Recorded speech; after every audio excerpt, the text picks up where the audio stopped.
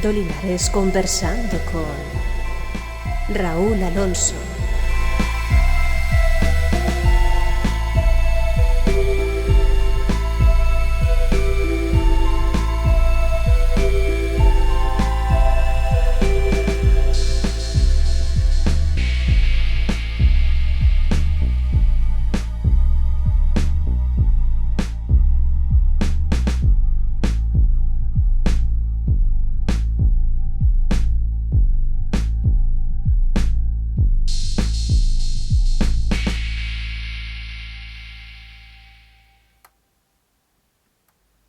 Hola, ¿qué tal? Es una nueva tarde que dentro de un rato será noche. Es un nuevo día en el cual, siendo miércoles, estamos grabando algo que vais a ver el jueves de la semana que viene, pero me encanta volver a jugar con esos lapsos de tiempo y de espacio y me encanta poder tener la ocasión de reunirnos y de estar con gente, como siempre digo, que nos aporta mucho y que sobre todo tiene ese deslumbramiento y tiene esa emoción de poder transmitir lo que vive, lo que siente, pero con la cercanía que tiene la experiencia real. Y me gusta hablar de experiencia porque cada persona que pasa por este canal siempre vive su disciplina, su arte, su posición, su deslumbramiento, desde ese punto de vista muy emocional y al mismo tiempo desde ese punto de vista de la fascinación por hacer lo que hace. Y eso es algo que me encanta porque creo que es la mejor forma de transmitir justamente ese fascinante mundo que es nuestro interior y esa correlación que tiene con la realidad, con lo externo, y que de ahí surgen las grandes cosas que probablemente dan sentido a lo que llamamos vida, sea lo que sea esta. Pero bueno, como siempre quiero agradecer pues a mi querido Nacho Repiedra y a mi querido Felipe Repiedra por su apoyo total a todo el nivel técnico que hay, a mi querido Joe Lagerfeld para su moderación, que hoy no va a poder, hoy sí creo que estará, hoy sí, es que no lo sé porque como son fechas un poco curiosas, pero seguramente para esta fecha sí estará. Y a Lasne de Orol por su voz que siempre pues pone la intro y el final de lo que hacemos de las emisiones. Y quiero agradeceros que estéis con nosotros, que esta nueva tarde que luego se convertirá en noche y que será noche para vosotros y vosotras, siendo las 17:09 de la tarde de un miércoles, pues sea todo propicio para dar la bienvenida a mi querido amigo Raúl Alonso Sáez, que está aquí con nosotros. Bienvenido, querido Raúl. Hola, ¿qué hay, Aldo? Un placer poder asomarme a tu canal Pues, y estar pues para mí es contigo. un placer porque, como decía en la intro, tú eres una persona, como todos los que pasáis por aquí, que vivís realmente todo esto de una forma muy integral. Doy fe de tu pasión por la cultura y de tu pasión por el arte, pero como algo vivo, como algo real. Y eso lo he visto, he tenido la fortuna de estar contigo en las jornadas con el grupo EPTA, estar contigo en una visita a un lugar especial que hicimos, luego estar contigo en viendo obras en un museo, y en todo eso siempre está el hilo conductor de tu emoción. Y eso es fascinante porque, para quien no conozcáis a Raúl, pues Raúl es historiador del arte, es un investigador, es un curator y al mismo tiempo es un gestor cultural del Ministerio de Cultura. Entonces, todo esto podría ser visto como algo académico, podría ser visto como parte de un engranaje de cultura puesto en un pedestal. Pero en el caso de Raúl es distinto, pero en el caso de Raúl lo que salta, y como lo veréis dentro de un momento, pues está constantemente bañado de curiosidad y de emoción, de ese entusiasmo que probablemente genera la propia experiencia. Y después de haber dicho todo esto, ya quiero entrar en materia contigo porque además tú y yo compartimos una cosa fantástica que es el entusiasmo rápido. Y eso me lleva a preguntarte, claro, historiador del arte, gestor cultural, investigador, curator, pero ¿y cómo rayos se genera todo esto probablemente en un Raúl que a lo mejor de pequeño ya estaba interesado en todo esto o a lo mejor en su adolescencia recibió el chispazo de todo esto? ¿Cómo fue todo eso? Pues mira, yo creo que estas cosas obviamente nunca son, no son por casualidad. Yo desde niño fui un niño muy inquieto. Me preocupaba todo, era muy curioso, todo me llamaba la atención. Y viví en un caldo de cultivo que me propició todo esto. El caldo de cultivo fundamentalmente fue mi padre. Mi padre era artista, mi padre ya falleció y era artista, escritor, poeta, fotógrafo. Entonces yo estaba acostumbrado en mi casa a ver pasar pues, a compañeros y amigos suyos. Yo veía por aquí, veía a escritores, a pintores. Yo desde niño era testigo de tertulias en las que se hablaba de literatura, de filosofía, de pintura. Entonces en mí iba despertando de un modo lento, pero constante, esa gotita que poco a poco va entrando, va entrando, va entrando, y caló en mí y caló en un niño que entonces a lo mejor tenía 6 u 8 años, pero que poco a poco fue forjando un hombre muy interesado en todos estos temas porque los vivía en casa. Y en casa además no había temas tabú. Afortunadamente yo he vivido en un ambiente muy abierto, muy tolerante, muy inquieto, muy curioso y muy abierto a todos estos asuntos de los que estamos hablando, de los que estamos intuyendo en esta conversación, que hacían que desde muy pequeño yo pudiera hablar con mi padre pues de literatura fantástica, pudiera hablar con mi padre de arte mágico, pudiera hablar, me gustaba mucho la magia, todo eso fue creando en mí una inquietud hacia, hacia todos estos temas, pero siempre acompañados de un rigor y de una seriedad, pues como antes decías tú, pues muy próxima también a lo científico, a lo académico, porque en ningún momento tampoco me he desvinculado de toda esa parte, pero creo que ambas pueden dialogar y ambas pueden establecer pues así, un diálogo, una convivencia que da como resultado, creo que momentos increíbles y que posibilitan acercarte al mundo del arte, yo creo que de un modo yo me atrevería a decir más pleno, porque si nos quedamos únicamente en lo técnico, en lo académico, en el rigor científico, creo que nos perdemos mucho, mucho. Seguramente, seguramente. Y claro, pienso, ¿no? En tu padre, en todo el, digamos, el punto poético que puede haber tenido en lo que es la existencia de alguien que vive el arte y que él era una herramienta del arte, por decirlo así, él mismo, ¿no? Uh -huh. Eh, Todo eso generaría en ti también una especie como de universo muy especial de observación, de sentirte parte de una atmósfera especial, como tú decías, las visitas en casa, eh, el tener constante movimiento de arte, las obras, el escuchar conversaciones que a lo mejor de pequeño dirías, pero ¿de qué están hablando? Pero que tú sabías que podía ser algo peculiar, ¿no? Yo supongo que eso ha generado también en ti, digamos, o generó en ti un punto de vista algo poético acerca de la propia realidad, ¿no? Efectivamente, porque además ocurre una cosa. Yo tengo bien claro que el artista es esa persona que tiene capacidad, en muchos momentos, de conectar con ese mundo trascendente al que los que no somos artistas, porque las capacidades artísticas, desafortunadamente, digo por la parte que me toca, no se heredan, creo que tiene esa capacidad de conectar. Y yo solo lo pude experimentar en mi casa. Yo desde muy niño, mi padre tenía el estudio en casa. Entonces yo de niño olía a Guarrás, a Trementina, veía a mi padre trabajar. Entonces no lo entendía muy bien, pero yo veía que mi padre para trabajar utilizaba unas músicas concretas que él se ponía siempre porque eran las que le hacían sentir bien, trabajaba mucho, y hablaba de temas de los que yo a veces no entendía. Desafortunadamente muchos de ellos los he empezado a comprender cuando él ya no está. Ya no puedo intercambiar Claro. esas conversaciones con él.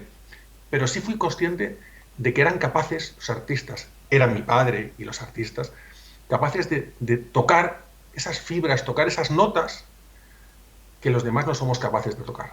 Entonces, claro, a mí lo que me despierta es, me cuesta mucho crear, pero quiero intentar entender cuáles son los caminos por los que esos artistas, esos creadores, llegan a sus obras.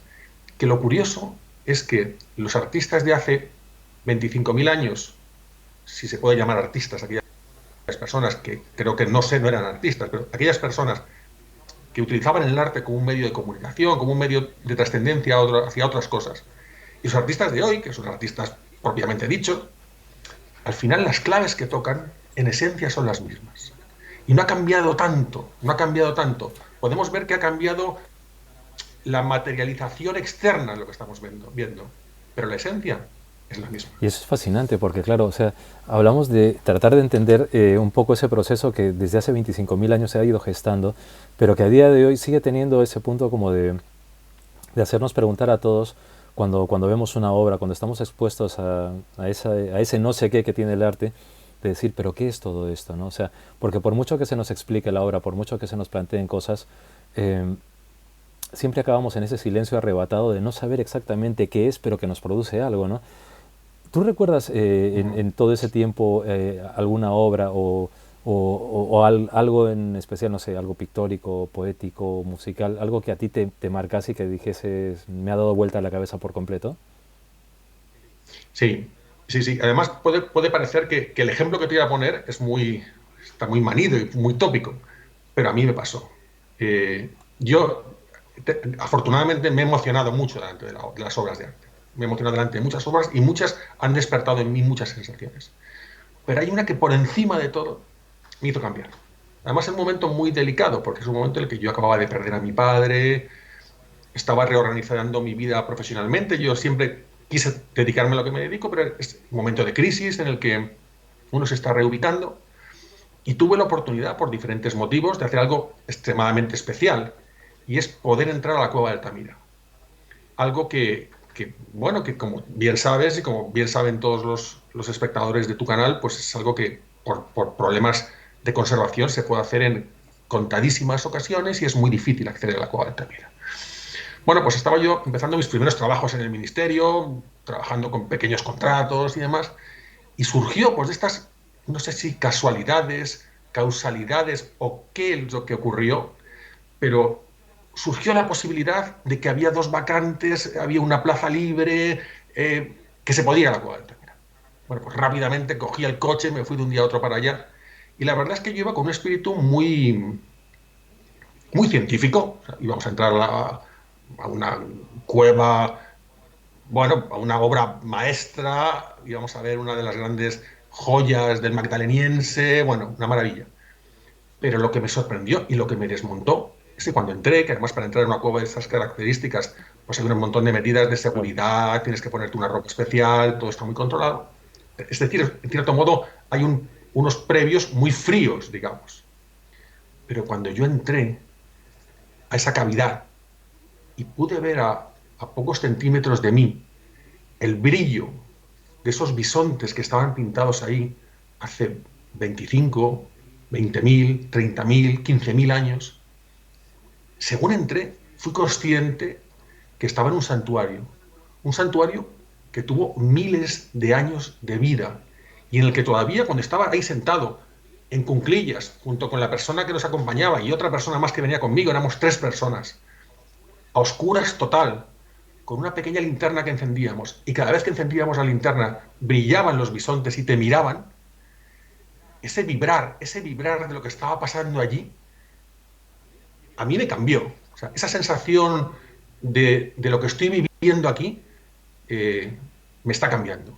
Era la sensación de que cuando yo entré a la cueva y cuando salí de la cueva, puede quedar muy, pero me sentí otra persona. Y esa emoción me hizo eh, reforzar mucho el interés y la voluntad por, por perseverar en mi profesión, por continuar, por seguir adelante, por posibilitar que otros pudieran experimentar esas emociones que yo experimentaba y por poder además darles o enseñar o ayudar a la gente no solamente a ver lo obvio, sino también aquello que quizás escapa, pero que indudablemente es la esencia de lo que estamos viendo y lo más importante, de lo que estamos sintiendo, que es lo que muchas veces en muchos museos, en muchas exposiciones, pasa más desapercibido. Pues eso es fascinante. Y es fascinante porque en tu trayectoria pues participas en publicaciones, das conferencias, intentas acercar, digamos, el mundo del arte de una forma mucho más integral, digamos, quizás esa forma de transmitir tu propia experiencia, ¿no? O sea, de mostrar que es posible emocionarte con algo que a priori a muchas personas les puede parecer lejano, ¿no? El hecho de mostrar el arte como una cosa que es nuestra, no como una cosa que han hecho solamente unas personas en su taller y que luego lo han llevado a cabo frente a un piano o en un teatro, ¿no? Sino que es una cosa que tiene que ver con nosotros.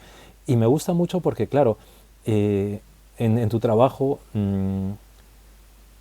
pienso historiador del arte y al mismo tiempo gestor cultural del Ministerio de Cultura, Claro, son áreas en las cuales la historia del arte, digamos que es como que te pones enfrente de un balcón en el que ves tantas cosas y es una panorámica tremenda, ¿no?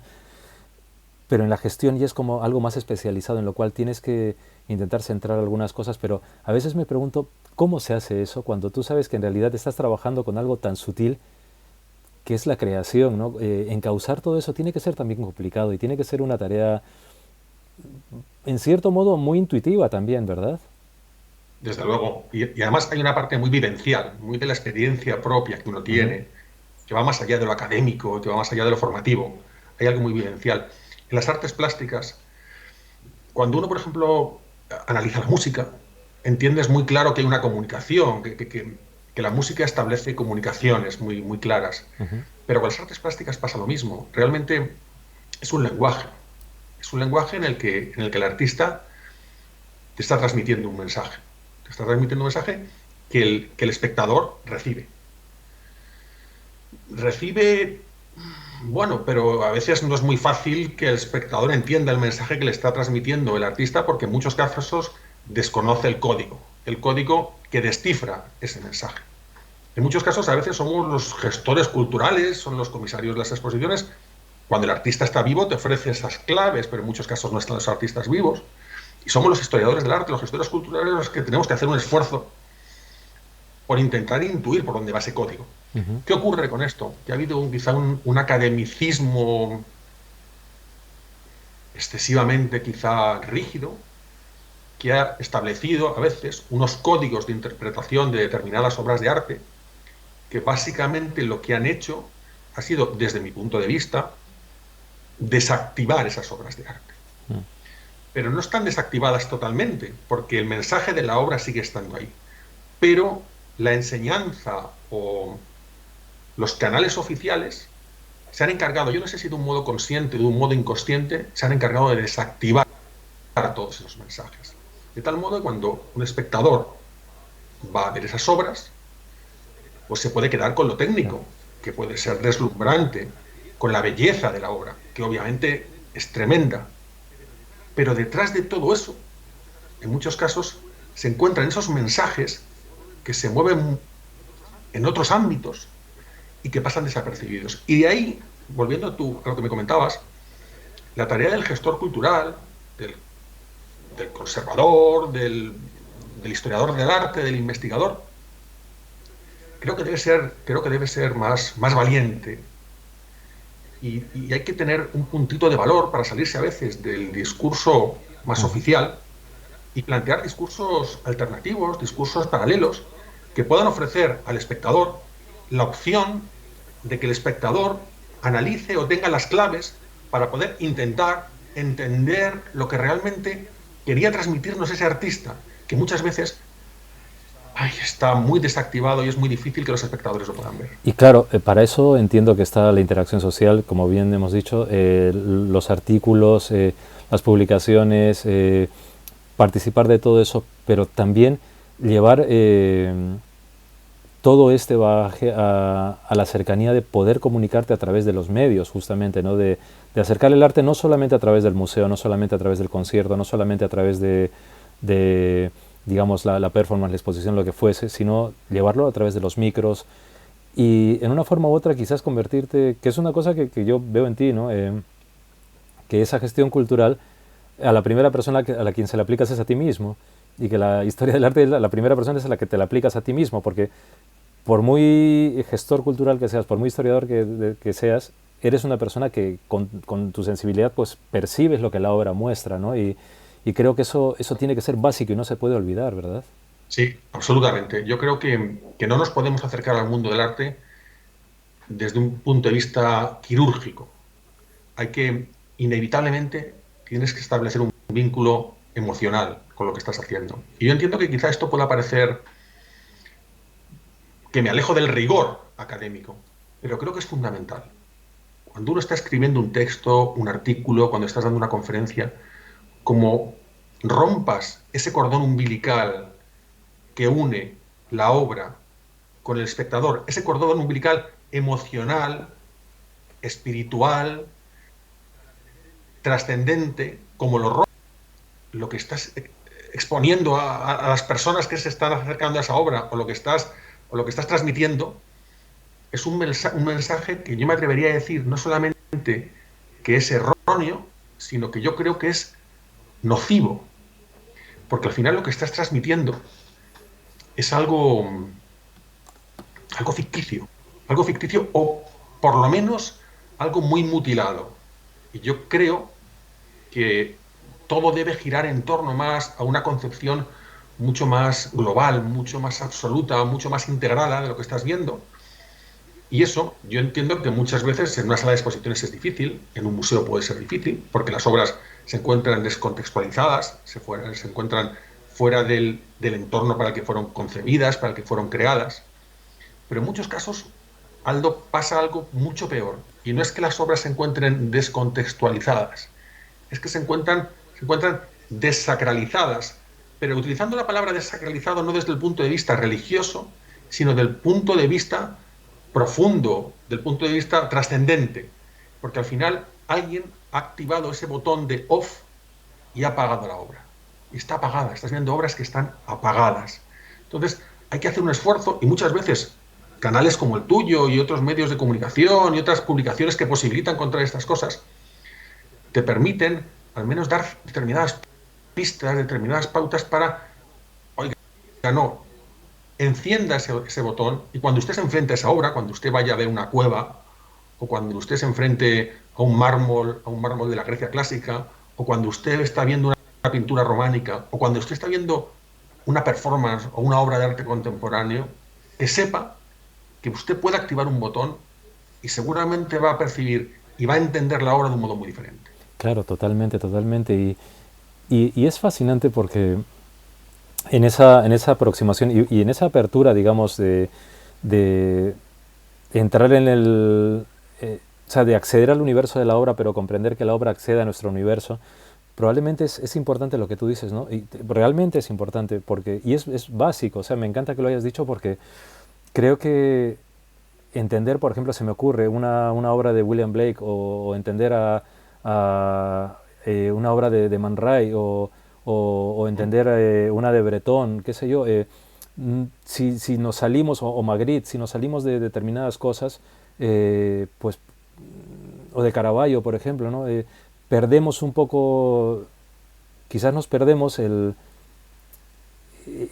asomo del espíritu que tenía esa obra, ¿no? Y sobre todo, Sí. perdemos quizás la capacidad de soñar con cómo fue hecho todo eso, ¿no? Porque yo me imagino que es una cosa que siempre me he preguntado, y una vez que estuvimos en el museo contigo, me lo pregunté, o sea, si yo estoy tan alucinado viendo esto, ¿qué sentirá él cuando él puede estar solo en este museo, que sería la envidia para cualquier persona estar? ¿Qué se siente cuando está uno solo ante una obra que te emociona o que sabes que tiene algo especial? ¿Qué se siente? Indudablemente, una de las grandes oportunidades que tenemos los que nos dedicamos a organizar exposiciones, a trabajar en museos, la mayor de los regalos que tenemos es la posibilidad de enfrentarnos a las obras de arte en soledad, cuando el museo está cerrado, cuando la exposición está cerrada.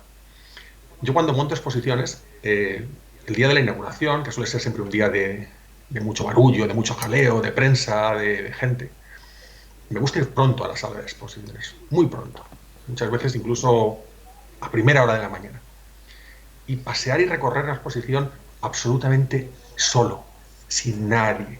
Es una exposición que cuando uno ve una exposición hay no meses, años de trabajo detrás. Mucho estudio, trabajo muy propio de la propia gestión cultural, de temas económicos, de diseño, de todo tipo.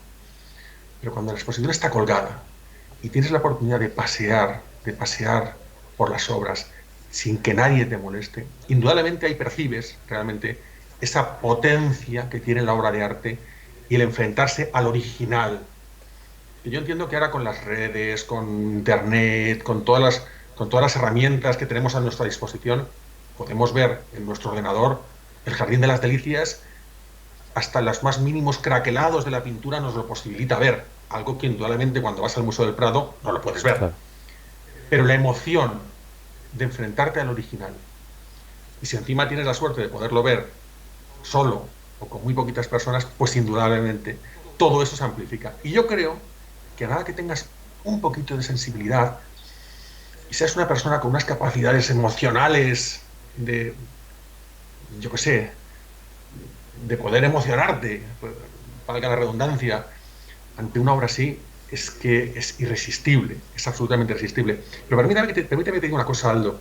Posiblemente con las obras más clásicas, bueno, antes hablabas de un Caravaggio, claro, tú ves una gran obra de Caravaggio, te sobrecoge, ves el Jardín de las Delicias, que estábamos antes, te sobrecoge. Pero, por ejemplo, se me ocurre un caso, y es que en una exposición que montábamos, hace algunos años, una de las obras que había, ya te digo que antes de montar la exposición las obras las tenemos estudiadísimas, analizadísimas, requetevistas. Nos trajimos ahora una obra de arte contemporáneo que estaba formada por 10 o 12 paneles de madera. Una obra de arte contemporáneo de un artista portugués, una pieza visualmente muy espectacular. Bueno, pues se trajo la obra, era un préstamo de una institución muy importante, se montó la obra era espectacular, una serie de paneles blancos con texturas que creaban una especie de gran biombo que estaba pegado en la pared. Bueno, pues cuando salió la obra, yo quedé, no sé, sentía un magnetismo por esa obra tremenda. Todas las mañanas, mientras estaba montando la exposición, yo pasaba a revisar mil cosas. Y la obra me hablaba. Y te repito, eran paneles blancos con texturas. Y un día uno de los ayudantes del artista que lo estaba montando allí, estuve hablando con él, digo, estos paneles, qué extraño magnetismo tienen, que cada día que paso por aquí me da la sensación que me hablan. Me decía el ayudante me decía, es que literalmente los paneles te están hablando. Dice, estos paneles que estás viendo, el artista no utilizó unos tablones de madera, sin más. El artista, queriendo buscar la esencia de la obra, porque estaba intentando transmitir un mensaje bastante complejo y profundo, utilizó las puertas de un antiguo hospital psiquiátrico. Y con esas puertas, él hizo diferentes intervenciones sobre las mismas, estableció diferentes niveles de textura y demás, y las colocó como un biombo que nos hablaba. Es increíble, y no quiero tampoco asumirme facultades que no tengo, pero cada vez que pasaba por ahí, indudablemente ya cuando ya supe todo esto más, pero antes de saber esos detalles, de que eran tablas traídas de puertas de un hospital, esa obra ya me hablaba, ya me decía. Y con cada persona que fui a la exposición, que claro, luego a lo largo del periodo expositivo acompañas a muchas visitas, a mucha gente que viene a ver la exposición, pues desde visitas más protocolarias hasta amigos, conocidos, bueno, mucha gente paraba a ver la obra. Y es increíble cómo una obra de paneles blancos a todo el mundo que paraba le generaba una gran emoción. Además, me guardaba esta información que yo tenía hasta que habíamos estado unos minutos ya delante de la obra. Después lo decía, pero primero me gustaba que la gente experimentara. Y eso es una cosa también que creo que es muy interesante. Todas esas obras que pasan desapercibidas, que aparentemente las ves y pasas delante, y de repente hay una que te pega ese fogonazo, que te dice, aquí estoy, mírame que estoy aquí y quiero que me veas. Y eso me llama mucha atención, como te digo, no solamente en el arte más clásico, sino en un arte ausente de figuración, un arte contemporáneo, que al final ese chispazo te lo pega igual. ¿Y qué crees? Porque, claro, sé que es algo difícil, ¿no? Pero sabiendo que eres una persona que va más allá de la superficie, digamos, y de la forma, para ti, ¿te has preguntado alguna vez qué rayos es el arte? Miles de veces. Y no solamente me lo he preguntado yo, es la gran pregunta que se hacen todos los historiadores, conservadores y demás. Pues ya, vuelvo un poco a lo que te decía antes. Yo creo que el arte es la materialización de las capacidades que tienen una serie de personas de convertir en algo real aquello que no lo es. Porque ningún artista refleja la realidad. Ningún artista refleja la realidad.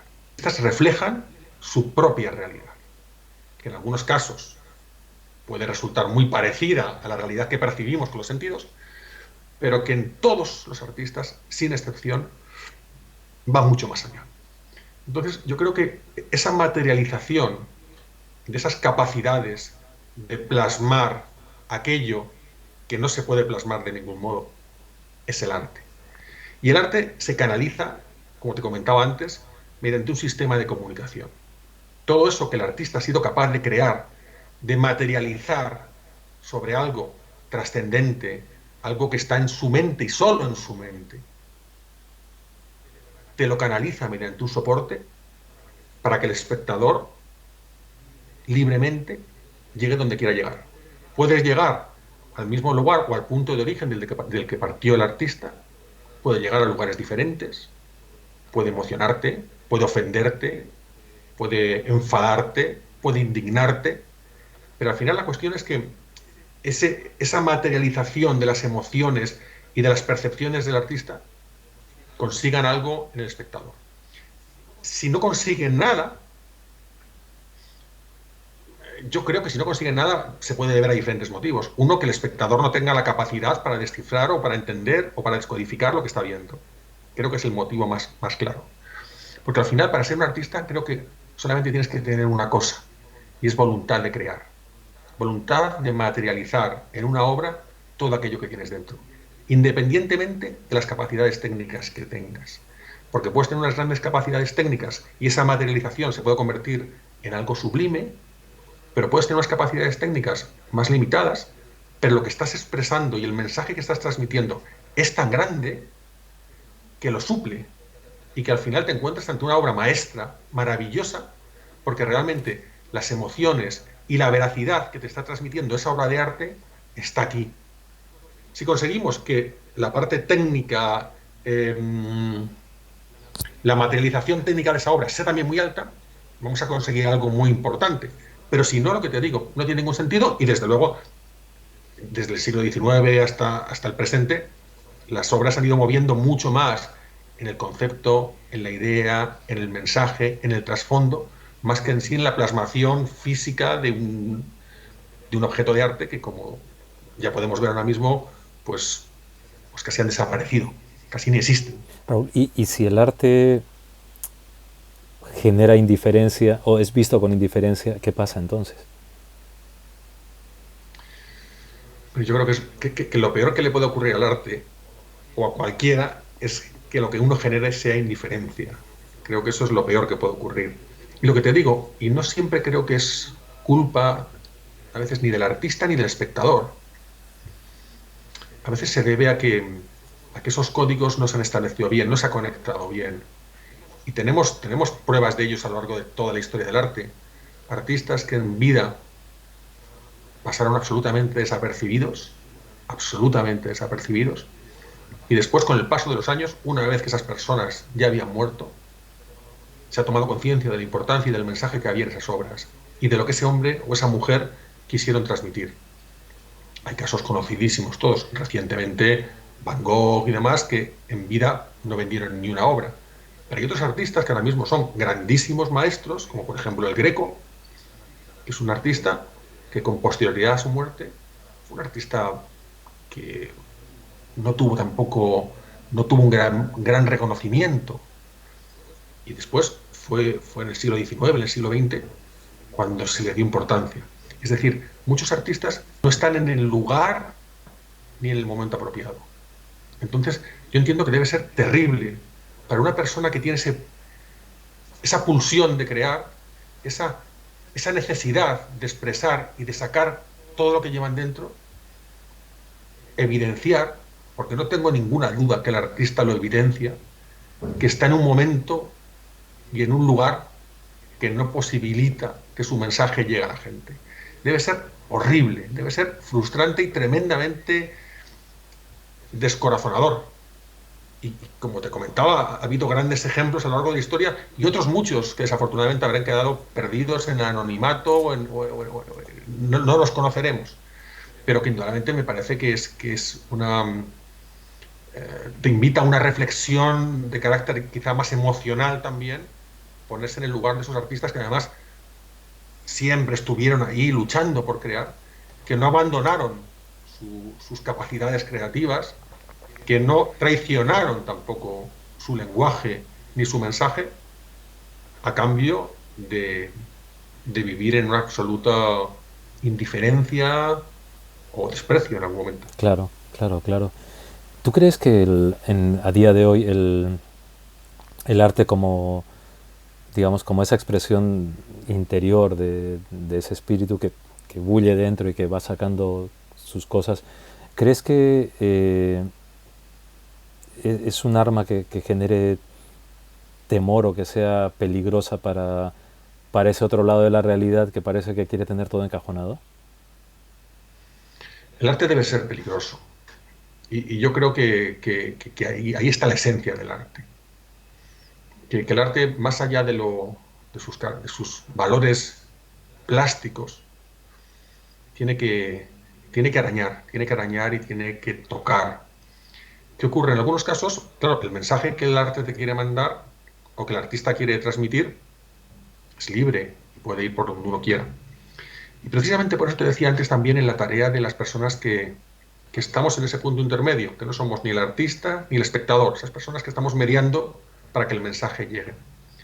A mí me da mucha pena ir a museos, a exposiciones y encontrarme con obras que me consta que tienen un mensaje profundo, diferente, alternativo, que el artista, porque me consta también que es así, era una persona inquieta ante determinados aspectos quizá poco convencionales, pero que no ves ninguna referencia a todo eso en ninguno de los soportes que el visitante tiene para entender mínimamente lo que está viendo. Textos, cartelas, catálogos, vas a lo mejor a una conferencia y nadie te habla de eso. Entonces entiendo que ahí el arte, ese arte peligroso, o ese arte que puede causar miedo, eh, no sé por qué, no sé a quién le interesa que permanezca oculto o desactivado. Y cuando digo oculto no me refiero a que no esté colgado en las paredes de un museo o de una exposición, porque sí lo está, en muchos casos lo está, pero con unos mensajes tremendamente superficiales, de consumo rápido, de poca profundidad. Pero ¿por qué? ¿Por qué ocurre esto?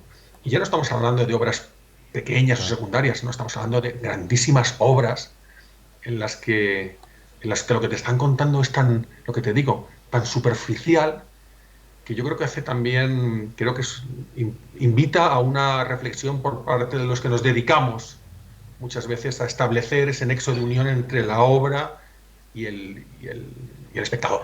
Y en ese nexo de comunicación personal de ti con la obra y con todo esto, eh, es bastante notorio que tus preguntas, digamos, probablemente tenga un poco que ver con el hecho de esa contemplación, como te decía al inicio, ¿no? De estar como una especie de balcón en el cual observas todo lo que hay allí.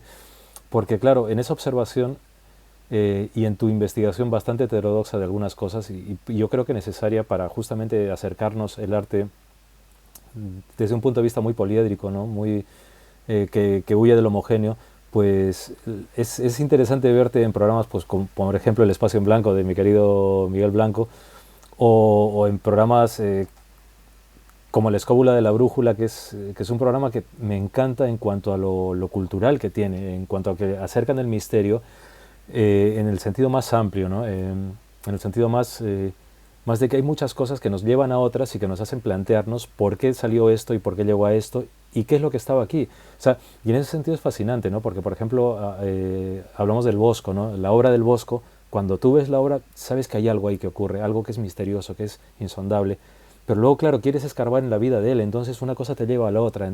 Y creo que una idea muy interesante y muy bonita el hecho de hacer arqueología del descubrimiento, ¿no? Descubrir la obra, pero mientras descubres la obra, descubres al autor y descubres que el autor, muchas veces su obra es tan enigmática que quizás él no era tan enigmático, o sí, o mucho más, o que hay cosas entre medias que se quedan dando vueltas. Y eso creo que entronca directamente con el misterio en su gran sentido, ¿no? Con eso que está y que no sabemos por qué está, pero que está y que a veces nos da la sensación de que hay algo más, ¿no? Efectivamente, y es de agradecer los programas que has mencionado, tu canal, en los que te posibilitan contar todas estas cosas. Mira, hay un ejemplo que a mí me gusta muchísimo y que me gusta mencionarlo cuando hablo de este tipo de cosas, y es que hay obras de estas que, como te digo, que pasan absolutamente inadvertidas, que en muchos casos no están ni siquiera expuestas, pero que tienen tanta lectura detrás y te invitan a pensar tanto. Mira, hay una obra que además me gusta mencionarla porque es una invitación también a que los espectadores de tu canal pues vayan a verla también. Especialmente los que vivan en Madrid. Los que vengan a Madrid, pues ahora que vienen épocas festivas y de vacaciones, pues que también puedan venir.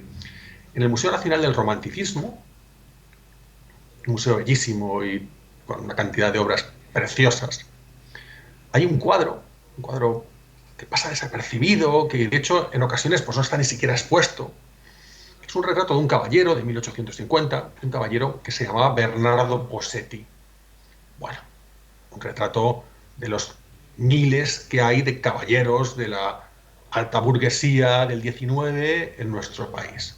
Es un retrato que hizo Contreras, bueno, con una cierta calidad pictórica, pero como te digo, un retrato, uno más de cientos de retratos que uno puede encontrarse de las mismas características. Bueno, pues, ¿qué le pasa a ese retrato para ser diferente? Pues un poco lo que tú decías, esa arqueología, esa investigación de lo que está pasando detrás, eso, intentar buscar el contexto de por qué pasan las cosas.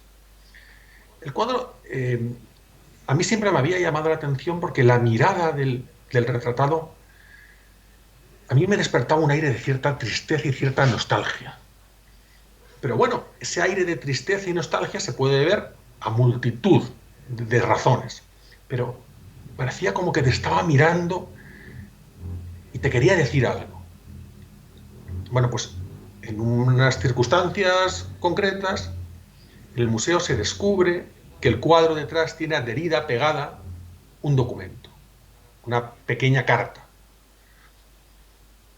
Se despliega, se saca, se coge la carta y lo que se ve es que en la carta lo que hay ahí realmente es un mensaje, una carta manuscrita por el propio Bernardo Posetti, que está mandando una carta a sus hijos, que eran unos niños pequeños, en los que se está despidiendo de ellos. ¿Por qué? Porque este hombre tenía la intención de suicidarse. Entonces encargó a Contreras que le hiciera ese retrato para que sus hijos tuvieran una imagen de su padre cuando él ya no estuviera en este mundo, no estuviera con ellos. Entonces, imagínate, yo me meto en la cabeza de ese señor que pide a un pintor que le haga un retrato. Un retrato no es una cosa que se haga en un día, es una cosa que lleva muchas semanas de preparación, en las que él ya sabía el final trágico que iba a tener la historia.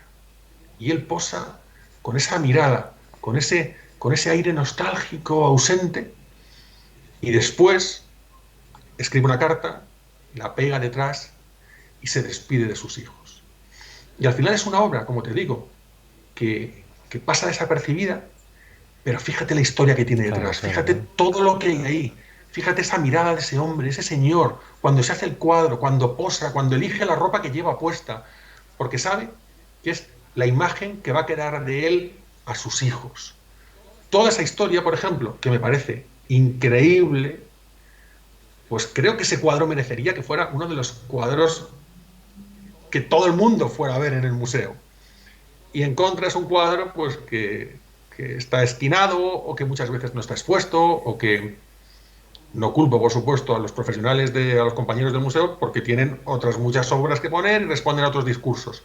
Pero que me parece un ejemplo muy concreto de cómo algunas obras que pasan muy desapercibidas, que tú andas delante de ellas y no te paras, si alguien te ayuda a entender ese mensaje, esa historia, esas circunstancias que llevaron tanto al artista, como en este caso al que posa a crear esa obra, la interpretas de un modo diferente, la valoras de un modo diferente, y lo que te transmite a ti, como espectador, fundamentalmente es una gran emoción y te transporta a las circunstancias, a los momentos, a la terrible situación por la que estaba pasando el retratado, y realmente te toca eso que el arte debe tocar, que es no únicamente lo que estás viendo, esa parte plástica, esa materialización, sino todo lo que hay detrás, que es capaz de emocionar a una persona, de transportarla, de llevarla a otras realidades, de trasladarla a otros sitios, y realmente te das cuenta que lo que tienes delante en ese momento no es una obra de arte,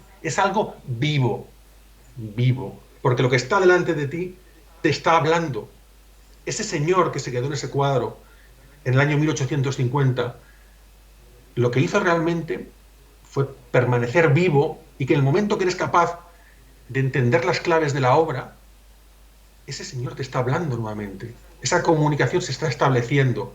Entonces, conseguir ese momento, esa magia, es lo que yo creo que al final, tanto a artistas como a visitantes, como a los que nos dedicamos a gestionar todo esto, pues nos tiene que hacer reflexionar que por ahí es por donde tenemos que ir. Tenemos que intentar que eso sea así. Claro, es que es fascinante y es al mismo tiempo, es como nuevamente traspasar al tiempo, ¿no? Con la obra. Mira, yo estaba recordando en el Reina Sofía, en Madrid, hay un cuadro de Ángeles Santos que se llama Un Mundo, y ese cuadro también siempre me llamó la atención, siempre, siempre. Y hay tantas cosas, tantos pequeños códigos que están ahí y que entronca con el misterio en cuanto a que es como, no hace falta una gran ampulosidad, sino coge esto, lee este pequeño mensaje que está aquí o esta pequeña cosita que está aquí, y es como creas tú mismo vas creando un mapa, o por lo menos la obra te va hablando de una forma muy peculiar, ¿no? Y es interesante cómo lo dices, ¿no? Porque, por ejemplo, la mirada, el que estuviese detrás de eso, o sea, eh, es como un juego con la posteridad de una forma muy distinta, que tiene mucho que ver con ese misterio, ¿no? Yo recuerdo mucho en las jornadas con el grupo EPTA, que pues nos hablaste de los templos del conocimiento, los templos del misterio, y claro, nos llevaste a tantas cosas que luego, claro, nos hiciste ver una cosa muy interesante que tiene que ver con el arte también, y es que no es solamente la obra, sino el soporte, el lugar, ese diálogo silencioso que hay entre el lugar y la obra, ¿no? Es se me ocurre, es como la piel que viene y el abrazo que la cobija, ¿no? Es algo así, ¿no? Lo importante es que son los espacios, Sí, ¿verdad? absolutamente. Una pequeña pincelada, hablabas antes de la obra de Ángeles Santos. Además, en el caso de Ángeles Santos, la biografía tan complicada que tuvo el artista, que durante muchos años no pintó, prácticamente estuvo luego toda su vida sin pintar, lo cual, por ejemplo, en ese caso, cuando uno indaga un poco en el personaje, adquiere mucha más importancia la obra, que muchas veces también algo tan básico como escapar un poquito en la biografía del artista Claro, te da muchas pistas. claro. Pero volviendo a lo que decías tú antes del espacio, es fundamental porque la obra de arte es algo físico y por lo tanto eh, se mueven unos parámetros Claro. espaciales, los parámetros tridimensionales. Y en muchos casos, en muchísimos casos, el artista concibe la obra para estar ubicada en un lugar muy concreto. Entonces, cuando esa obra la retiras del lugar para el que ha sido concebida por el artista, te puedes encontrar con varias cosas. Desde el punto de vista estrictamente estético y plástico, te encuentras con distorsiones, Ujú.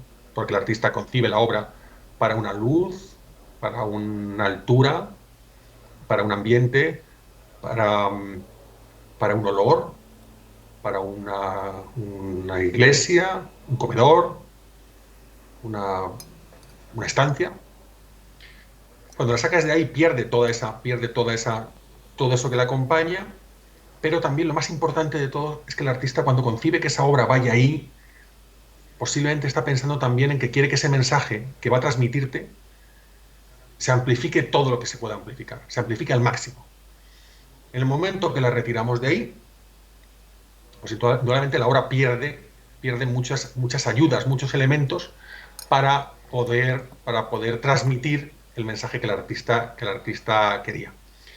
Una buena prueba de ello, que todos vamos a entender muy bien. Cuando Goya pinta las pinturas negras, las pinta sobre las paredes de su casa y las pinta en base a una disposición de obras que responden a las inquietudes que él tenía. Goya era un hombre ya muy anciano, que se va a vivir a una casa a las afueras de Madrid, y que él, que ha pintado a toda la alta aristocracia, que ha pintado escenas de todo tipo, lo que él hace para sí, para el contexto en el que él vive, son obras todas negras, en las que lo que está representando son todo lo que él tiene dentro de su cabeza, todos esos monstruos, esos fantasmas, esas imaginaciones, esas alucinaciones en algunos casos, ese mundo interior complejo, como decías tú antes, poliédrico, lleno de matices, lleno de filos, llenos de elementos cortantes, que son los que le producen a él, una persona que era sordo desde hacía muchos años, que no podía oír, él vivía en el absoluto silencio, con toda esa magia dentro de su cuerpo, y él se crea un mundo alrededor que es el que hace que active todo lo que él lleva dentro. Es como un gran proceso, una gran catarsis para que todo él gire en torno a su obra, que le da como que abraza al artista y que le posibilita vivir en un lugar en el que lo que tiene alrededor no son elementos bonitos, sino que son elementos que le conectan con momentos, con vivencias, con pensamientos, con magia, con muchos elementos que para él son fundamentales. Cuando esas obras, en el siglo XIX, se sacan de las paredes, se pasan a lienzo y se cuelgan en las paredes de un museo, ¿qué tenemos? Tenemos la opción de poderlas apreciar, de poderlas ver, de poderlas analizar desde un punto de vista más técnico, pero todo ese contexto espacial del que hablabas tú antes se ha perdido. Con lo cual, las obras, volvemos un poquito a lo que hablábamos al principio de la conversación, se han desactivado. Claro. Es el claro ejemplo de obra desactivada. ¿Qué ocurre? Para reactivar esas obras hay que hacer ejercicios, en muchos casos, muy complejos para jugar nuevamente con el espacio y con la obra. Recientemente, un artista, Miguel Ángel Blanco, lo que hizo fue establecer unas instalaciones delante de alguna de esas obras, de la Aquelarre, por ejemplo, en el que empezó a traer elementos traídos de otros museos vinculados con la magia, con el espiritismo, con el más allá, con los ejercicios de cierta mediunidad, y ponerlos delante de las obras, de esas obras, en concreto de esas obras. ¿Para qué? Para intentar establecer o ayudar al espectador a entender el contexto en el que se hicieron esas obras. Porque Goya estaba absolutamente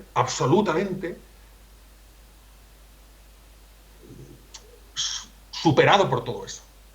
Y el único modo que tenía de sacarlo y de plasmarlo como un vómito era plasmarlo en las paredes. Entonces, yo creo que es un ejemplo muy claro de cómo el espacio y la obra van unidas de la mano. Y cuando se quita el espacio, hay que hacer un esfuerzo muy grande para volver a ellas, pero se puede, se puede. Claro, y se puede, y tanto que se puede, y sobre todo pues compartiéndolo con alguien como tú, que ahora estoy poniendo una imagen en la que salimos con el grupo en las jornadas con EPTA, y que es fantástica, y que me encanta porque sirve un poco para darnos cuenta. Ya prácticamente llevamos una hora hablando de todo ese trayecto tan interesante y todo lo que podemos descubrir y todo lo que nos espera y todo lo que está a la vuelta de la puerta de nuestra curiosidad, ¿no? Y de esas teclas que activan nuestros sentidos, y que de una forma u otra parece que cada uno tenemos nuestra forma de activarlos también, ¿no? Nuestra forma de entrar en contacto con la obra, y bendito sea que ocurra así, ¿no? Que no sea un impacto solamente genérico y que sea igual para todos, ¿no? Sí, además, en ese sentido, yo soy muy respetuoso con todas las personas que se enfrentan a una obra de arte. Muchas veces, a veces acompaño, o voy con amigos, con compañeros, a visitar exposiciones que uno ha organizado, y siempre hay algún amigo que te dice, yo es que no entiendo de arte. Y yo siempre le digo lo mismo, no tienes que entender de arte. Como no tienes que entender de gastronomía para que un plato te guste, tienes que dejarte llevar. Tienes que intentar, yo sé que lo que voy a decir es muy complicado, intentar en la medida de lo posible dejar en la puerta de la exposición, en la puerta del museo, todo aquello que cierra tus ojos. Intentar entrar con la frescura de un niño. Sé que puede estar muy sobado esto, pero es la verdad. Como un niño con el que entra a dejarse emocionar, a percibir lo que ahí tiene, a, a ser capaz de que lo que tienes en esa pared, en esa sala, en ese espacio, en ese lugar, interactúe contigo, establezca algo contigo, genere algo en ti. Mira, yo tengo mi hija, que mi hija desde que tiene uso de razón la llevo a ver exposiciones, desde que era casi una bebé. Pues en las exposiciones quizá más transgresoras, más rompedoras, con unos mensajes a veces un poquito más duros, lo entiende muy bien, capta la emoción, desde muy niña lo ha captado. Y en cierto modo me ha servido mi hija para experimentar cómo esas emociones, cuando somos niños, nos llegan por un canal abierto, un canal absolutamente abierto, que llega a nosotros sin filtro y que posibilita que lo veamos con naturalidad y que entendamos lo que está pasando allí. Con el paso de los años nos vamos complicando, nos vamos llenando de vendas, nos vamos llenando de inseguridades, de dudas, nos vamos alejando de todo y al final vivimos en torno a una gran coraza que nos separa de aspectos muy interesantes de nuestra vida, como pueden ser esos aspectos más trascendentes, más mágicos, más diferentes, que una de las ventanas que tenemos más directas para poderlo ver es enfrentarnos al mundo del arte. El arte nos abre una ventana enorme que nos posibilita que si queremos acercarnos al misterio, consumamos arte, veamos arte, vayamos a exposiciones, vayamos a museos, porque si queremos y tenemos un mínimo de sensibilidad, ese misterio lo vamos a tener a poquitos centímetros nuestro. Y es una oportunidad que yo creo que todo aquel que tiene un poquito de sensibilidad no puede dejar pasar. Desde luego, estoy absolutamente de acuerdo contigo, y además es la mejor muestra de que nosotros somos parte de esa trascendencia también, ¿no? De que nosotros somos, pues probablemente obras de arte también, acercándonos a otras obras de arte. Y claro, cuando hemos hablado de todo esto, de la magia y todo esto, me da curiosidad, ¿tú alguna vez has vivido alguna situación, un hecho, algo así que te sea extraño y que digas, ¿qué es esto? ¿Qué es todo esto? Porque imagino que estando solo en museos, alguna vez te habrá pasado alguna cosilla rara, o eso ya es curiosidad así de... Sí. Ujú. Pues mira, te voy a contar. Vamos a ver.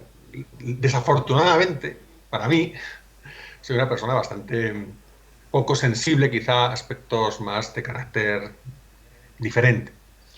Pero la emoción, y quiero que me entiendas, no me refiero a la emoción de una gran obra de arte.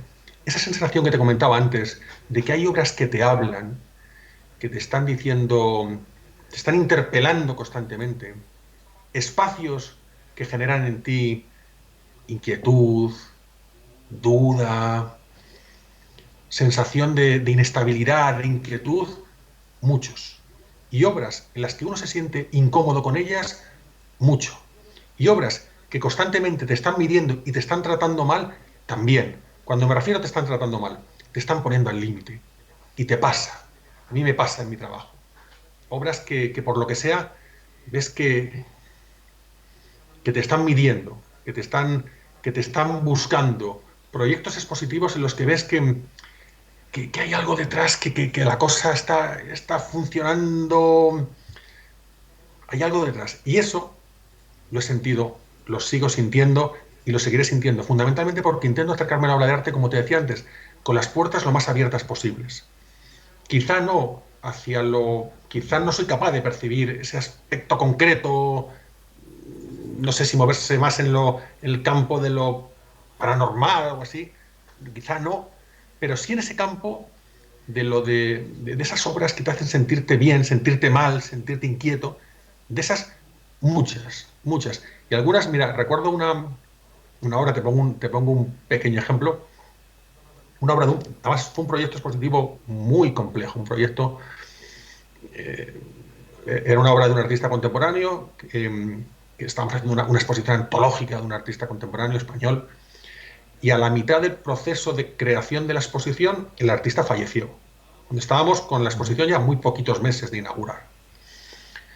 Bueno, pues hasta tal punto que nos planteamos pues, qué hacíamos si parábamos la exposición, hablamos con la familia del artista, y la familia dijo que tiráramos para adelante. Pues seguimos con el proyecto expositivo, trabajamos pues, con la familia, con bueno, con todos sus seres queridos y con todo el personal técnico de la exposición. Pues había obras que dejamos de verlas ya con la perspectiva del artista y comenzamos a verlas ya con la perspectiva de la familia del Ujú. artista.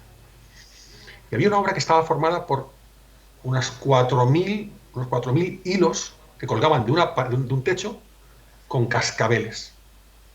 Y recuerdo que para hacer esa obra la teníamos que traer de una institución y la familia, un miembro de la familia, hablaba que era una obra especial, que a él le generaba, era una obra compleja, hasta el punto que tuvimos que emplear a decenas de personas para reconstruir esa obra. Un trabajo tremendo.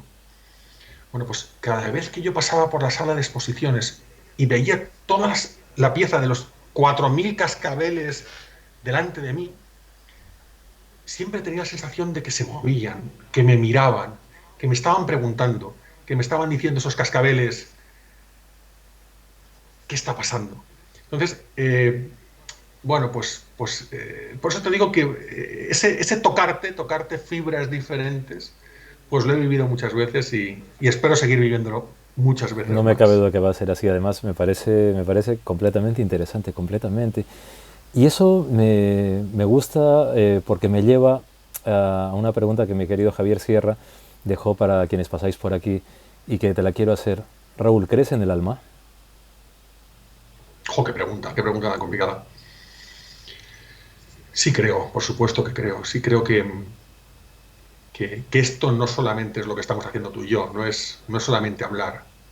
Y creo que llevando el ascua a mi sardina, creo que para que si alguien quiere entender mínimamente lo que es el alma, porque me parece que es algo tan difícil de verbalizar, quizá el arte puede ser una buena herramienta para entender o para acercarnos o para aproximarnos a lo que muchas personas a lo largo de toda la historia de la humanidad han materializado sobre diferentes soportes aquello que estaba no en su intelecto, que estaba en su alma, que estaba en sus inquietudes, que estaba en su mundo mágico, en ese mundo abstracto, sobrenatural, quizá de otro lugar, no sé, pero eso se materializa en el arte.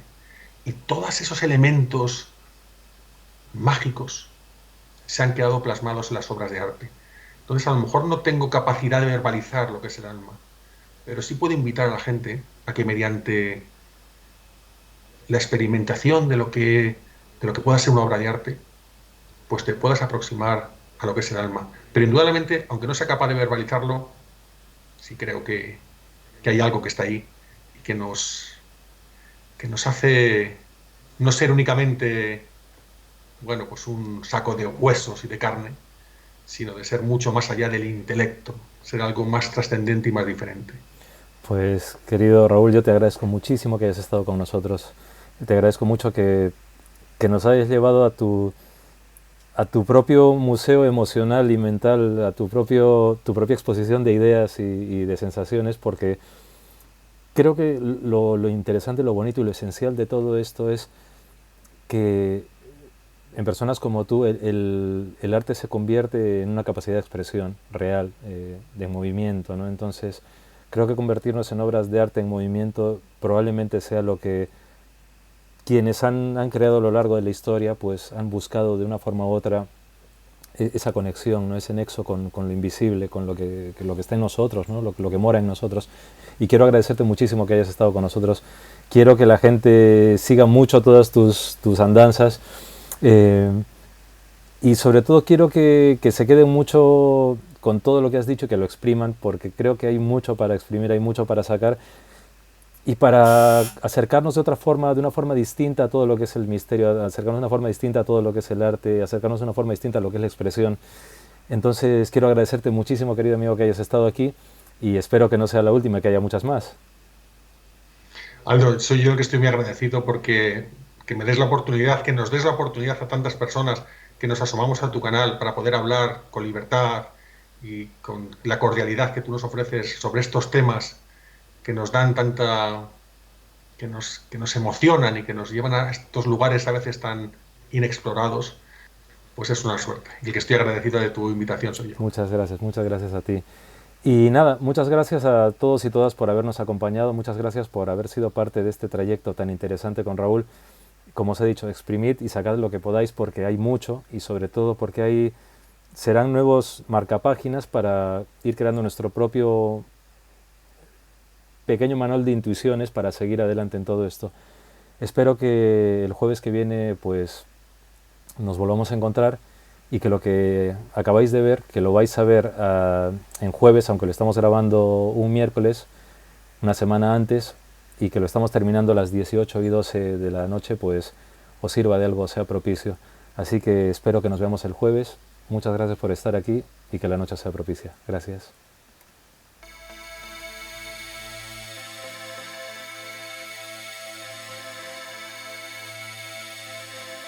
aldolinares.com